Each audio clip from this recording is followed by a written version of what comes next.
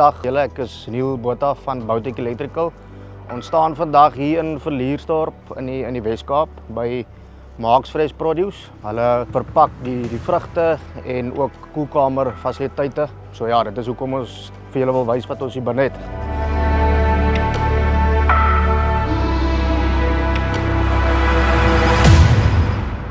So ja, ons het Seek Energy gekies omdat dit modulair is en ons het hierdie 600 kW gateway ingesit vir fase 1 om in die toekoms verder stappe uit te brei om op die einde van die dag die kliënt se kapasiteit te kan bied wat hy benodig. So ja, hier agter ons is die stacks met 110 kW inverter en 21 12 kW batterye.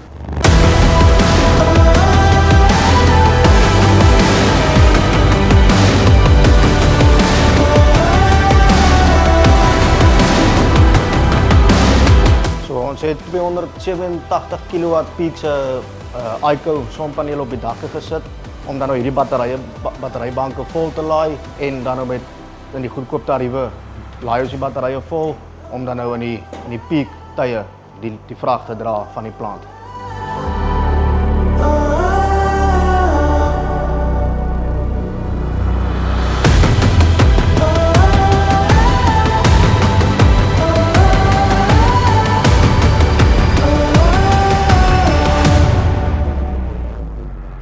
Okay, so een van die redes hoekom ons hierdie Seek-sisteem vir die kliënt gekies het, is omdat ons gereeld kragonderbrekings kry in hierdie area en dan beïnvloed dit die produksie aan die binnekant en sodoende lei mens baie verliese, kosteverliese en ook produktiwiteitsverliese. So daarom het ons hierdie sisteem gekies om sodoende kragonderbrekings te vermy, downtime te vermy en natuurlik om die Eskom rekeninge van die kliënt af te bring wat ons dan nou reg kry met die ICO paneel op die dak.